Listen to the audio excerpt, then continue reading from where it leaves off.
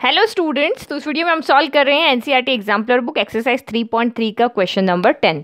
Find the solution of the pair of the equations x upon 10 plus y upon 5 minus 1 equal to 0, x upon 8 plus y upon 6 equal to 15, hence find lambda if y equal to lambda x plus 5। तो आपको यहाँ पे क्या करना है, पहले ये जो आपकी लीनियर इक्वेशंस है, इन इक्वेशंस का आपको क्या करना है, सोल्यूशन फाइंड करना है। सोल्यूशन फाइंड करना मीन्स x और y की वैल्यू यहाँ पे फाइंड करनी है, x एंड y की वैल्यू फाइंड करना है। फिर आपको लैम्बडा की वैल्यू यहाँ पे फाइंड करनी है। तो इस इक्वेशन में 3 वेरिएबल है, x है, y है और लैम्बडा है। तो हमें लैम्बडा की वैल्यू तो वैसे भी फाइंड करनी है, तो इसका मतलब हमें x और y की वैल्यू यहाँ पे पुट करनी है। तो वो x और y की वैल्यू कहाँ से आएगी, वो इन दो इक्वेशन के सॉल्यूशन से आएगी। तो x और y की वैल्यू जो भी यहाँ से आएगी वो हम इसमें पुट करेंगे और हमारे पास लैम्बडा की वैल्यू आ जाएगी। तो पहले गिवन इक्वेशन लिख लें। तो ये हमने यहाँ इक्वेशंस लिख दी। तो सेकंड इक्वेशन में 15 आपका राइट में, तो मैंने यहाँ पे फर्स्ट इक्वेशन में -1 को भी राइट में लिख दिया। तो इक्वेशन हमारी जनरल फॉर्म में होनी चाहिए ax plus B Y plus C या तो इधर होना चाहिए या इधर होना चाहिए, या तो लेफ्ट में होनी चाहिए दोनों, या दोनों राइट में होने चाहिए। तो ये इक्वेशन हमने लिख लिया। अब इस तरह की आपकी जनरल इक्वेशन हमेशा आपके माइंड में होनी चाहिए ax plus B Y plus C equal to 0। तो x और y यहाँ न्यूमरेटर में, मतलब इसी फॉर्म में। अब ईजी तरीका क्या है कि हम इसको फ्रैक्शन से हटा के और इस फॉर्म में चेंज कर दे। तो वो कैसे करेंगे, एलसीएम ले ले, इक्वेशन फर्स्ट और सेकंड का एलसीएम ले लेते हैं। तो अगर हम इस इक्वेशन को देखते हैं तो इसका एलसीएम आपका 10 और 5 का एलसीएम आएगा 10, क्योंकि 5 के टेबल में 10 आता है 2 टाइम। तो 10 के टेबल में 10 आया 1 टाइम, तो ऊपर 1 से मल्टीप्लाई होकर x ही रहेगा। 5 के टेबल में 10 आया 2 टाइम, तो ये आपका 2y हो गया इक्वल टू 1। अब 10 को आप उधर लेके चले जाओ, तो x plus 2y equal to 10 into 1 10 हो गया। ये हमारी इक्वेशन नंबर 1 होगी। तो ये सिंपल फॉर्म में हो गई, ताकि हम इजीली इसको एलिमिनेशन मैथड या जो मैथड आपको इजी लगता है उससे लगा के सॉल्व कर सकें। तो 8 और 6, तो 8 के टेबल में भी 24 आता है, 6 के टेबल में भी आता है। तो 8 और 6 का एलसीएम आपका यहाँ पर 24 हो गया। नहीं तो आप एलसीएम यहाँ फ्रैक्शन बना के और इसको सॉल्व कर सकते हो। तो ये 8 के टेबल में 24 आता है 3 टाइम, तो ये 3x हो गया। 6 के टेबल में 24 आता है यहाँ पर आपका 4 टाइम, तो ये 4y हो गया इक्वल टू हो गया आपका 15। तो नाउ अब इस 24 को उधर लेके चले जाओ, तो 3x plus 4y equal to 15 into 24 हो गया। तो ये आपका यहाँ पे हो गया 3x plus 4y equal to 60 और 360 हो गया। तो ये इक्वेशन नंबर हो गई 2। अब इनको हमें क्या करना है, एलिमिनेट करना है। तो एलिमिनेट करने के लिए आपको यहाँ पे क्या करना पड़ेगा, कॉफिशिएंट इक्वल करने पड़ेंगे। तो कॉफिशिएंट इक्वल आप कैसे करोगे, तो यहाँ 2 है, यहाँ 4 है, तो या तो इस इक्वेशन को 2 से मल्टीप्लाई कर लो, या फिर यहाँ 1 है, यहाँ 3 है, या इस इक्वेशन को 3 से मल्टीप्लाई कर लो। जैसी आपकी इच्छा है वैसे कर लो। तो मैं इक्वेशन फर्स्ट को मल्टीप्लाई करती हूँ, क्योंकि यहाँ पे छोटे नंबर है, इसको मल्टीप्लाई और बड़े हो जाएंगे। तो multiplying equation first both side by 3। तो हमें 3 से मल्टीप्लाई करना है, तो 3 लेफ्ट में भी किया, 3 into x plus 2y equal to 10 into 3 right में भी किया। तो इक्वेशन आपकी क्या बन गई, 3 into x 3x plus plus plus 3 into 2, तो ये हो गया 6y इक्वल टू 10 इंटू 3 हो गया 30। तो ये इक्वेशन नंबर 3 हो गई। तो अब यहाँ पे बच्चों में पता है क्या कन्फ्यूजन रहता है कि मैम इस इक्वेशन और इस इक्वेशन को क्यों नहीं सॉल्व कर सकते, इसको क्यों नहीं सॉल्व कर सकते। तो वही आपने इसको चेंज किया है ना, ये डाउट आपको बहुत सारे आते हैं इसमें कि हम इसमें क्यों नहीं कर सकते, उसमें वैल्यू क्यों नहीं पुट कर सकते। तो हमने कॉफिशिएंट इक्वल करने के लिए एलिमिनेट करना है, तो इक्वेशन आपको यहाँ कॉफिशिएंट इक्वल करने पड़ेंगे, तो इसलिए हमने इसको मल्टीप्लाई किया है। तो अब ये वाली इक्वेशन हमारी इसमें चेंज हो गई। तो अब हमारे कॉफिशिएंट एक्स के इक्वल हो गए, अब हमारी ये डायरेक्ट एलिमिनेट हो जाएगी। फ्रॉम इक्वेशन 2 एंड 3, तो ये हो गया आपका 3x plus 4y equal to 360, और ये इक्वेशन है आपकी 3x plus 6y equal to 30। तो देखो x यहाँ पे एलिमिनेट नहीं हो रहा है, क्योंकि ये भी प्लस का है और ये भी प्लस का है, दोनों सेम साइन के, तो एलिमिनेट नहीं होंगे। तो हमें साइन चेंज करने पड़ेंगे। तो पूरी इक्वेशन, ये प्लस है तो माइनस, प्लस है तो माइनस, यहाँ भी प्लस है तो ये माइनस, पूरी इक्वेशन के साइन चेंज हुए। 3x में से 3x चला गया, फिर प्लस माइनस माइनस 6 में से 4 गया, तो 2y बच गया, लेकिन साइन आएगा नेगेटिव क्योंकि 6 बड़ा है। फिर 360 में से 30 गया, तो 330 हो गया। तो y इक्वल टू आपका यहाँ से क्या हो गया, 330 डिवाइड बाय माइनस का 2 हो गया। तो 2 से कैंसिल करते हैं, 2 से कैंसिल हो जाएगा 1 टाइम, फिर 6 टाइम, फिर 5 टाइम और नेगेटिव एज इट इज। तो y इक्वल टू आपका माइनस का 165 आ गया। अब y की वैल्यू को आपको पुट करना है, तो चाहे इसमें पुट करो, चाहे इसमें पुट करो, चाहे इसमें पुट करो, किसी में भी पुट कर लो, आंसर आपका यहाँ पे सेम आएगा। तो मैं फर्स्ट में पुट कर देती हूँ। तो आप यहाँ पे फ्रॉम फर्स्ट y की वैल्यू पुट करो, तो x प्लस 2 इंटू माइनस का 165 इक्वल टू 10 हो गया। तो ये x हो गया, प्लस माइनस माइनस हो गया 2 इंटू 165, तो यहाँ से 2 से डिवाइड किया 330 आया था, तो मल्टीप्लाई करने पर 165 को 2 से 330 आ जाएगा, तो माइनस का 330 इक्वल टू 10 हो गया। तो यहाँ से आपका x कितना आ जाएगा, तो ये आपका x इक्वल टू आ जाएगा 330, नेगेटिव का इधर आया पॉजिटिव हो गया, और प्लस 10 यहाँ पे पहले से है, तो x इक्वल टू आपका यहाँ से आ गया 340। तो ये हमने यहाँ से x और y की वैल्यू को फाइंड कर लिया। तो ये तो हमारी x और y की वैल्यू आ गई। अब आपको यहाँ पे क्या करना था, लैम्बडा फाइंड करना है। तो गिवन दैट आपको इक्वेशन दी हुई है, तो given that the linear relation आपका एक्स वाई और लैम्बडा के बीच में ये रिलेशन दिया हुआ है, और आपको लैम्बडा की वैल्यू फाइंड करनी, लैम्बडा की वैल्यू फाइंड करने के लिए आप एक्स और वाई की वैल्यू पुट कर लो। तो वाई माइनस का 165 है इक्वल टू लैम्बडा हमें फाइंड करना है, एक्स आपका यहाँ पे 340 है और ये प्लस 5, तो पहले प्लस का 5 उधर जाएगा, तो ये माइनस का 5 हो जाएगा इक्वल टू लैम्बडा इंटू 340 हो गया। तो माइनस माइनस प्लस होता है, तो ये 170 हो गया, साइन नेगेटिव आएगा, दोनों नेगेटिव है तो नेगेटिव साइन आएगा।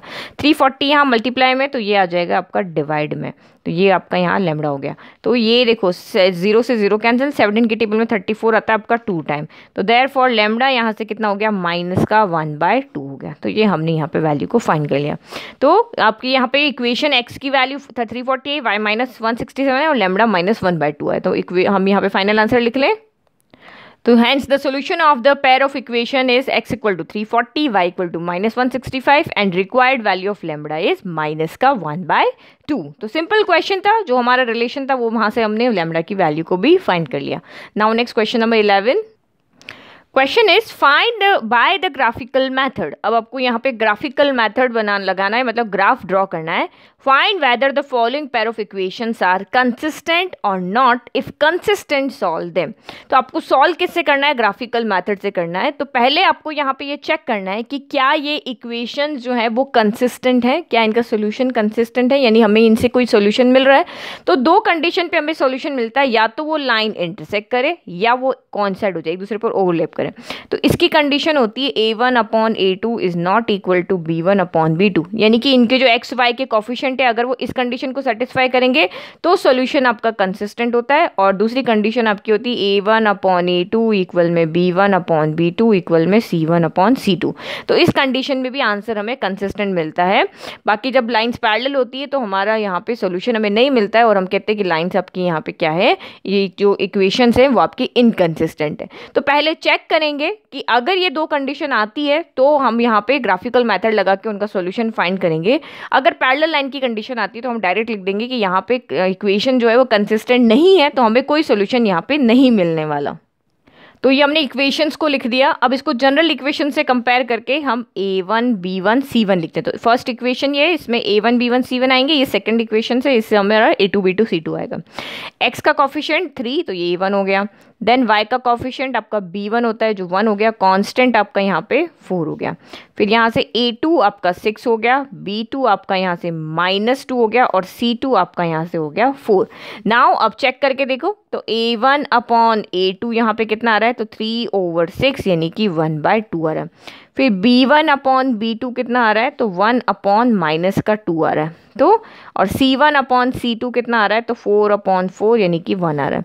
तो यहाँ पे आप क्या देख रहे हो कि a1/a2 b1/b2 के इक्वल नहीं है, ये 1/2 है, ये -1/2 है। इसका मतलब लाइंस क्या करेगी, इंटरसेक्ट करेगी, और इंटरसेक्ट करेगी तो जो इंटरसेक्टिंग पॉइंट होता है वो उसका सोल्यूशन होता है। इसका मतलब ये इक्वेशंस आपकी क्या है, कंसिस्टेंट है। तो आप यहाँ पे क्या लिखोगे, here because a1/a2 is not equal to b1/b2।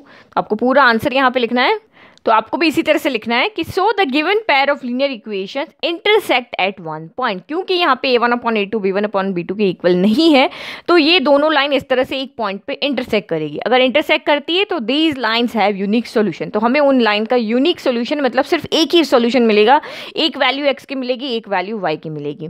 तो हमें जब सोल्यूशन मिल रहा है इसका मतलब hence given pair of linear equation is consistent, इसका मतलब वो कंसिस्टेंट है।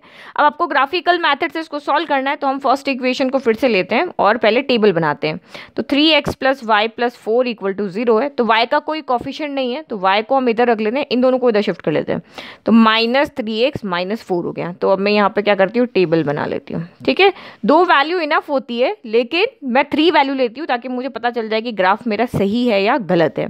तो सही गलत का कैसे पता चलेगा, तो हमेशा कोई भी ये इक्वेशन होती है ना उसकी लाइन हमेशा स्ट्रेट बनती है। अगर आपने पॉइंट गलत रखे होंगे तो आपकी लाइन स्ट्रेट नहीं बन रही। 2 पॉइंट से तो हमेशा स्ट्रेट ही बनेगी, लेकिन 3 पॉइंट से अगर स्ट्रेट बन रही है इसका मतलब आपका ग्राफ यहाँ पे राइट है। तो आप यहाँ पे देखो, सबसे पहले y = तो हम x की कोई भी वैल्यू पुट करेंगे, सॉल्व करेंगे तो y की वैल्यू आएगी। अगर मैं x को यहाँ पे 0 रख देती हूँ तो y कितना आ जाएगा, तो व्हेन x = आपने 0 रखा तो y कितना हो जाएगा, -3 × 0 - 4। तो ये 0 × -3 तो पूरा 0 हो गया, तो यहाँ से y -4 आ गया, तो ये y -4 आ गया। अब अगर मैं पॉजिटिव वैल्यू रखूंगी ना यहाँ पे तो ये माइनस माइनस प्लस होकर -7 हो जाएगा, बड़ी बड़ी वैल्यू आएगी। तो मैं x को एक नेगेटिव रखती हूँ, तो मैंने इसको -1 रखा। तो जब x = आपका -1 है तो y कितना हो जाएगा, -3 × -1 -4।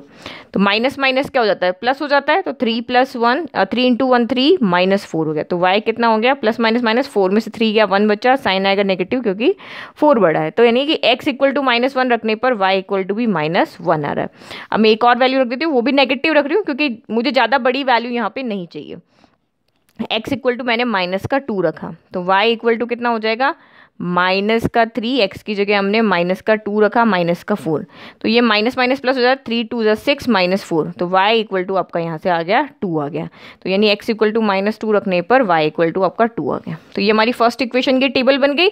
नाउ सेकंड इक्वेशन हम यहाँ पे लेते हैं, तो ये है 6x - 2y + 4 = 0। तो यहाँ से चाहे आप x की ले लो चाहे y की ले लो, तो मैं y की ले लेती हूँ क्योंकि 2 कैंसिल हो जाएगा। तो ये 6x + 4 एज इट इज़ यहाँ रखा, माइनस का 2y को उधर भेज दिया, तो प्लस का 2y। अब 2 को इधर लेके चले जाओ, तो 6x + 4 2 यहाँ पे डिवाइड में आ गया, तो ये हो गया y। तो ऊपर से 2 कॉमन ले लो, तो ये 3x हो गया और 4 आपका 2 हो गया, डिवाइड बाय 2। 2 से 2 कैंसिल हो गया, तो यानी कि आपका y = यहाँ से आ गया 3x + 2 हो गया। ठीक है, अब वहाँ पे अगेन आप टेबल बना लेते हैं यहाँ पे। तो वही हम 3 वैल्यू लेंगे क्योंकि 2 वैल्यू से हमेशा स्ट्रेट लाइन ही बनती है, तो हम चेक करने के लिए। अब 1 by 1 x अगर 0 पुट किया, यहाँ 0 गया, 3 × 0 0 हो गया, तो y = आपका 2 आ गया। x = यहाँ पे x = मैंने 1 पुट किया, तो y = 3 × 1 + 2 हो गया। तो 3 × 1 आपका 3 + 2, तो ये हो गया आपका यहाँ पे 5। तो y अगर हमने x = 1 रखा है तो y = आपका यहाँ पे 5 हो गया। फिर नेक्स्ट आपने x = यहाँ पे -1 रखा है, तो y = कितना हो जाएगा, 3 × -1 + 2। तो y = क्या, 3 × -1 -3 + 2। तो y आपका यहाँ पे हो गया माइनस प्लस माइनस, 3 में से 2 गया तो 1 बचा, लेकिन साइन नेगेटिव आएगा। तो -1 रखने पर ये भी -1 आ रहा है। तो अब हम ग्राफ में इन पॉइंट्स को प्लॉट करें। तो ये हमने ग्राफ बना लिया, x एक्सिस बना लिया, y एक्सिस बना लिया और पॉइंट्स हमने यहाँ पे लगा दिए। ये हमारा यहाँ पे क्या हो गया, ओरिजिन हो गया, जिसके कोऑर्डिनेट आपके क्या है, 0 0। अब हम यहाँ पे पॉइंट्स को प्लॉट करें, तो ये तो आप बना लो कि क्रॉस करना है, इधर पॉजिटिव वैल्यू रखनी है x की, इधर नेगेटिव, इधर y की पॉजिटिव, इधर y की नेगेटिव। तो फर्स्ट आप यहाँ पे देखो, तो x 0 है, y -4 है। तो x 0 हमें हमेशा ओरिजिन से स्टार्ट करना है। x 0 है तो हमें चलना ही नहीं है, y -4 है तो y के लिए हमेशा पॉजिटिव है तो ऊपर चलेंगे, नेगेटिव तो नीचे चलेंगे। तो ये पॉइंट हो गया। और ये याद भी रख सकते हो कि y एक्सिस पे x 0 होता है और x एक्सिस पे y 0 होता है। तो ये पॉइंट हमारा यहाँ पे आ गया है आपका 0, -4 हो गया। ठीक है, फिर दूसरा पॉइंट है आपका -1, -1, तो x के लिए -1 चलना है, तो हम प्लस के लिए राइट में चलते हैं, नेगेटिव के लिए लेफ्ट में चलते हैं। तो -1 तो एक स्टेप चल लिए। अब हमें y के लिए भी नेगेटिव चलना है, नेगेटिव के लिए नीचे चलेंगे, ओनली एक स्टेप। तो ये पॉइंट हमारा यहाँ पे आ गया -1, ठीक है। फिर -2, 2, तो यहाँ से x के लिए -2 चलना है, तो ये हो गया 2, और y के लिए +2 चलना है, तो ये हो गया आपका यहाँ पे ऊपर। तो ये हमें यहाँ पे पॉइंट मिल गया -2 और ये 2। और फटाफट से जो आपकी लाइन बनी है उसको आप ज्वाइन कर लो। तो देखो स्ट्रेट लाइन बन रही है ना हमारी, इसका मतलब हमारे तीनों पॉइंट यहाँ पर सही है। और इसको इस तरह से ज्वाइन कर दो और फटाफट से इसके ऊपर इक्वेशन की लाइन भी लिख दो। तो वो आपकी यहाँ पे क्या है, 3x + y + 4 = 0। Now second equation के देखते हैं। तो ये आपका यहाँ पे x0 y2, तो x0 और y2, तो 2 आपका पॉजिटिव है, ऊपर की तरफ चलेंगे, या y एक्सिस पे आपका ये 0 होता है, तो ये 0 हो गया, ये 2 हो गया। फिर x1 y5, तो x हमने यहाँ पे 1 चलना है और y कितना चलना है आपका 5, तो ये रहा आपका 5। x एक्सिस के लिए हॉरिजॉन्टल चलना है, y के लिए वर्टिकल चलना है, तो ये आपका यहाँ पे हो गया 1,5। और दूसरा आपका -1, तो ये x के लिए चले -1 और y के लिए भी चले आप यहाँ पे -1। तो ये पॉइंट दोनों का कॉमन है, ठीक है। इसको मैं थोड़ा सा हाईलाइट कर देते हैं, ठीक है। ये इसका भी पॉइंट है और ये इसका भी पॉइंट है, ठीक है। आप चाहो तो इसको इजी करने के लिए क्या कर सकते हो, नेमिंग कर सकते हो। नेमिंग कैसे कर सकते हो, जो 0,-4 आ रहा था उसको हम a ले लें, इसको हम यहाँ पे ये पॉइंट है इसको हम यहाँ पे b ले लें, इसको हम यहाँ पे c ले लें, और जो दूसरे हमारी लाइन की इक्वेशन आए उनको भी हम यहाँ पे कोई नेमिंग कर लेते ताकि आपको कन्फ्यूजन ना रहे कि ये किसके पॉइंट है, ये किसके पॉइंट है। ओके, तो हमने इसको भी यहाँ पे इस तरह से ड्रॉ कर दिया, ठीक है। तो ये ABC थे, इसको हम यहाँ पे ले लेते हैं PQR। तो 0 वाला फर्स्ट था, ये P हो गया, फिर 1,5 था, ये Q हो गया, और तो ये B और R के कोफिशिएंट आपके सेम है। तो दोनों लाइन कहाँ पे इंटरसेक्ट कर रही है, -1, -1 पे इंटरसेक्ट कर रही है। तो आपको ग्राफिकली सोल्यूशन बताना है, तो क्योंकि दोनों -1 पे इंटरसेक्ट कर रही है, इसका मतलब इनका जो सोल्यूशन है वो -1 है। तो आप चेक कैसे करोगे, तो आप ये इक्वेशन है ना, इसमें -1 पुट करके देखो, तो 3 × -1 -3 हो गया, -1 यहाँ पुट किया, -1 हो गया, तो माइनस क्या होता है, प्लस होता है, 3 + 1 4 हो गया, साइन नेगेटिव आएगा, -4 + 4 = 0 हो गया। तो हमारी कंडीशन यहाँ पे सेटिस्फाई हो रही है और हमारा आंसर भी यहाँ पे राइट आ रहा है। तो after plotting the points we get straight line AC and QR। तो ये लाइन्स आपकी कौन सी है, ये लाइन AC है और ये लाइन आपकी QR है, और दोनों B एंड R पे इंटरसेक्ट कर रही है, तो ये इसका सोल्यूशन हो गया। -1, -1 is the solution of this equation. Now इसका सेकेंड पार्ट अब देखते हैं यहाँ पर। तो नाउ ये सेकंड पार्ट, दोनों इक्वेशन हमने लिख ली। अब इसको भी हमें पहले चेक करना है कि क्या ये इसकी सॉल्यूशन है या नहीं है। तो वही हम इसको जनरल इक्वेशन से कंपेयर करके पहले A1, तो ये इक्वेशन 1 ले लेते हैं, ये इक्वेशन हम 2 ले लेते हैं। तो यहाँ पे A1 कितना हो जाएगा, x का कोफिशिएंट 1, B1 कितना हो जाएगा, y का कोफिशिएंट -2, C1 कितना हो जाएगा, तो यहाँ पे हो जाएगा 6।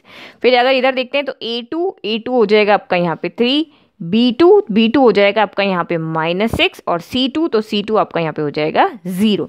नाउ अब A1/A2 देखते हैं। तो A1/A2 1/3 आ गया, B1/B2 तो ये आपका आ गया -2/-6। तो ये नेगेटिव से नेगेटिव कहना, 2 के टेबल में 2 आया 1 टाइम, 6 आया 3 टाइम। और C1/C2 तो ये आपका यहाँ पे हो गया 6/0 आ गया, ठीक है। तो ये हमारा इस तरफ हो गया। तो आप यहाँ पे क्या देख रहे हो कि A1/A2 B1/B2 तो इक्वल है, बट C1/C2 के ये दोनों इक्वल नहीं है। तो ये किसकी कंडीशन होती है, पैरेलल लाइंस की कंडीशन होती है। तो आप यहाँ पे क्या लिखोगे, here A1/A2 equal to B1/B2 but is not equal to C1/C2। तो ये इक्वल नहीं है, तो ये कंडीशन हमारी होती है पैरेलल लाइंस की, और पैरेलल लाइंस का कभी भी कोई सोल्यूशन नहीं मिलता है, क्योंकि वो कभी भी एक दूसरे को इंटरसेक्ट नहीं करती है। तो फाइनल आंसर लिख लेंगे, hence the line represented by the given equations are parallel and it has no solution. No solution की कंडीशन होती है आपकी इनकंसिस्टेंट की। So the given pair of equation is inconsistent. अगर इनकंसिस्टेंट है तो हमें उसको सॉल्व करने की जरूरत नहीं है। Now next third one is x + y = 3। तो आपके माइंड में आएगा हम इसको सॉल्व क्यों नहीं कर रहे हैं, क्योंकि ये कभी एक दूसरे को इंटरसेक्ट नहीं करेगी, तो हमें यहाँ से x और y की वैल्यू मिलेगी ही नहीं। तो आपको क्वेश्चन में कहा है ना कि अगर सॉल्यूशन कंसिस्टेंट है तो आप सॉल्यूशन को फाइंड करके बताओ। जब लाइन इंटरसेक्ट ही नहीं करेगी तो हमें सॉल्यूशन मिलेगा कैसे, इसीलिए इसको सॉल्व नहीं करना है। Third one, x + y = 3, 3x + 3y = 9। तो ये इक्वेशन 1 हो गई, ये 2 हो गई। सेम यहाँ पर भी A1 x का कोफिशिएंट 1, B1 y का कोफिशिएंट 1, C1 तो कांस्टेंट 3। फिर यहाँ से A2 x का कोफिशिएंट 3, B2 y का कोफिशिएंट 3, और C2 तो कांस्टेंट आपका यहाँ पे हो गया 9। अब चेक करो, तो A1/A2 तो ये हो गया 1/3। देन B1 अपॉन B2, तो ये भी हो गया आपका 1/3, देन C1 अपॉन C2, तो ये हो गया आपका 3/9, 3 के टेबल 3 आया 1 टाइम, 9 आया आपका 3 टाइम। तो आप यहाँ पे क्या देख रहे हो कि हियर आपके तीनों रेशियो इक्वल है, ये भी 1/3, ये भी 1/3, ये भी 1/3। तो ये आप यहाँ पे लिख रहे हो here A1 upon A2 equal to B1 upon B2 equal में है आपका C1 अपॉन C2। तो इसका मतलब ये लाइंस क्या आ रही है आपकी यहाँ पे कॉइंसाइड करिए। कॉइंसाइड करने का मतलब ये हो गया कि आप यहाँ पे देखो, अगर मैं यहाँ से 3 कॉमन लेके इधर लेके जाती हूँ तो ये x plus y equal to 3 हो जाएगा। सेम इक्वेशन है, कोई चेंज नहीं है यहाँ पे। तो सेम इक्वेशन है तो लाइन भी सेम बनेगी, ये लाइन बनेगी और ये लाइन बनेगी। तो इस तरह कंडीशन में हमें इनफाइनाइट सॉल्यूशंस मिलते हैं।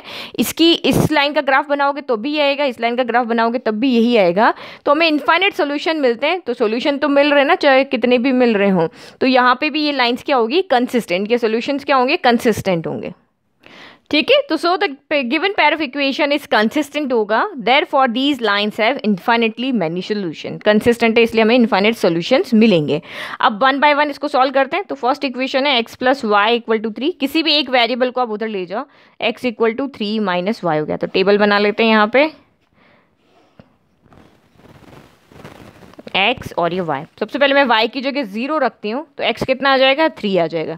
y की जगह 1 रखती हूँ तो 3 माइनस 1 2 आ जाएगा। y की जगह 2 रखती हूँ तो x कितना हो जाएगा, 3 माइनस 2 1 हो जाएगा। तो सिंपली हमारा सॉल्व हो गया। फिर इसको दूसरी इक्वेशन है आपकी 3x plus 3y equal to 9।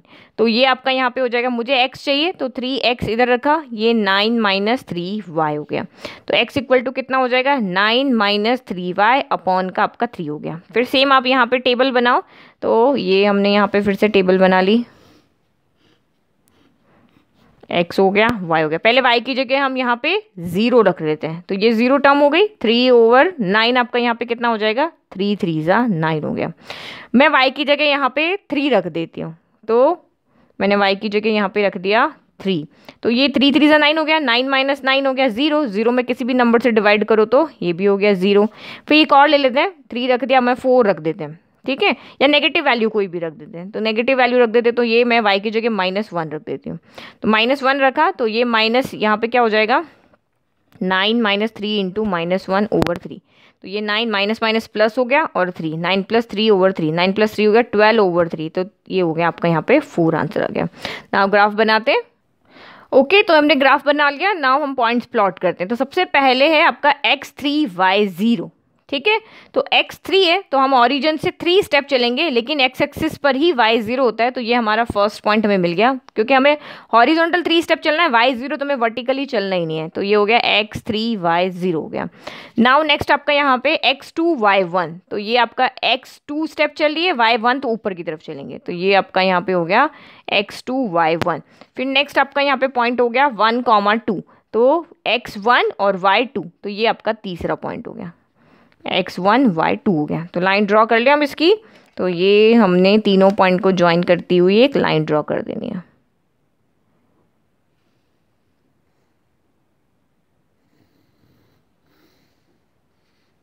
और इसके ऊपर आपको इक्वेशन भी लिख देनी है। इक्वेशन आपकी यहाँ पे क्या है, x plus y equal to 3। Now next का अगर हम देखें तो नेक्स्ट के लिए आप ग्राफ अगर यहाँ पे देखोगे तो इसके लिए 3x3y0, तो x3y0, तो मैं ये आपको दूसरे कलर से पॉइंट बना देती हूँ ताकि आपको समझ में आ जाए। तो ये पॉइंट हमारा हो गया यहाँ पे x3y0 दूसरी लाइन के लिए।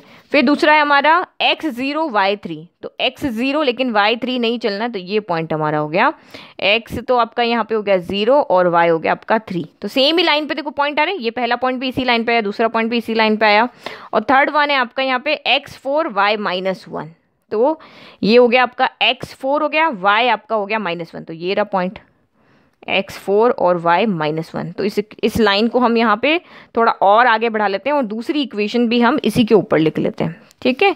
तो एक हमने ऊपर की तरफ लिखी है, एक हम नीचे की तरफ लिख लेते हैं। तो इसकी इक्वेशन क्या है आपकी यहाँ पे 3x + 3y = 9। तो ये तो मैंने आपको समझाने के लिए दो कलर यूज़ किए, एक पेंसिल से लिखा है, एक पेन से लिखा है, लेकिन आपको एग्जाम में ऐसे नहीं करना है। आपको एग्जाम में दोनों पेंसिल से ही ड्रॉ करनी है और लाइन पे इक्वेशन लिख लो, एक ऊपर लिख लो एक नीचे लिख लो, इस तरह से आप इसको लिख सकते हो। तो अगर आपने ये पॉइंट्स प्लॉट करके देखे तो आपको यहाँ पे क्या मिला, दोनों लाइन कोइंसाइड कर रही है, तो इसके इनफाइनाइट सोल्यूशन है। ये सोल्यूशन भी है, ये भी है, ये भी है, ये भी है, ये जो सारे इसके ऊपर कोऑर्डिनेट आ रहे हैं वो सारे इसके सोल्यूशन है। और लाइन को और आगे बढ़ाए तो हमें बहुत सारे सोल्यूशंस यहाँ पर मिल सकते हैं। After plotting the points, we observe that the lines represented by equation 1 and 2 are coincident। ठीक है, ये फाइनल आंसर लिखना नहीं भूलना है, फाइनल आंसर जरूर लिखना है। ओके, तो इस वीडियो में हमने दो क्वेश्चन सॉल्व किए हैं, एक हमने यहाँ पे सॉल्व किया 10 और दूसरा हमने 11। तो आई होप आपको दोनों क्वेश्चन अच्छे से समझ में आए। तो ग्राफ भी आपको बनाना है और इसी तरह से क्वेश्चन को सॉल्व करना है। तो क्वेश्चन को अच्छे से पढ़ के फिर आपको सॉल्व करना है, क्वेश्चन क्या पूछ रहा है, हमें क्या क्या फाइंड करना है। तो जिस वर्ड में आपको आंसर देना उसी वर्ड में लिखना है। कंसिस्टेंट का है तो लास्ट में आंसर आपका सोल्यूशन कंसिस्टेंट है या नहीं है वो आपको जरूर वहाँ पे मेंशन करके बताना है। Thank you.